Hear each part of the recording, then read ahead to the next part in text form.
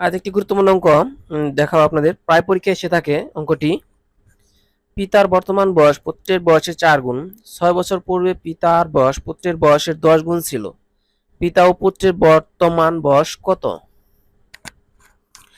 এটা বিভিন্ন প্রতিযোগিতামূলক চাকরি পরীক্ষায় এসে থাকে। খুবই গুরুত্বপূর্ণ অঙ্ক। একটা অঙ্ক বুঝলে আমি সবগুলো অঙ্ক পিতা পুত্রের অঙ্ক বুঝতে পারবেন, সহজে করতে পারবেন। তাহলে শুরু করা যাক। সমাধান। ধরি পুত্রের বয়স এক্স বছর, কত ধরলে হবে, যেখানে ধরলে হবে। পিতার বয়স তাহলে 4 গুণ ছিল, ওখানে বলছে 4 গুণ, সেক্ষেত্রে 4x বছর। 6 বছর পূর্বে পুত্রের বয়স ছিল, পূর্বে মানে আগে, তাহলে বর্তমান যদি থাকে সেক্ষেত্রে মাইনাস হবে। হ্যাঁ, পূর্বে বয়স মাইনাস হবে, এক্স মাইনাস 6। এবং 6 বছর পূর্বে পিতার বয়স ছিল 4x মাইনাস 6 বছর। এখন প্রশ্ন মতে, পরে হতো তাহলে যোগ হইতো বয়সটা।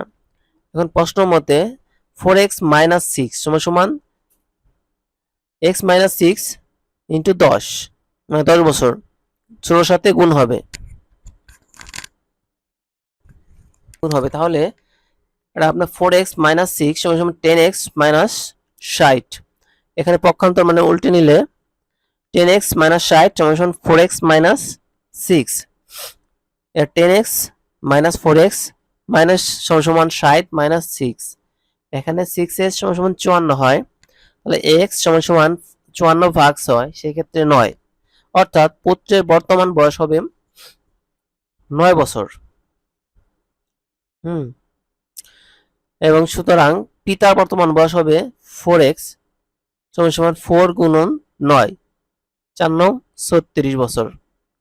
তাহলে পিতার বয়স হবে 36 বছর। উত্তর, পিতার বয়স 36 বছর এবং পুত্রের বয়স 9 বছর। এই অঙ্কটা বেশিরভাগ এসে থাকে। যে অঙ্কটা বুঝে গেলে আপনি পিতা পুত্র সব অঙ্ক বুঝতে পারবেন। থ্যাংক ইউ সম্পূর্ণ ভিডিও দেখার জন্য আপনাদের। ভালো লাগে চ্যানেলটিকে অবশ্যই সাবস্ক্রাইব করে রাখবেন চাকরির সকল আপডেটের জন্য। আল্লাহ হাফেজ।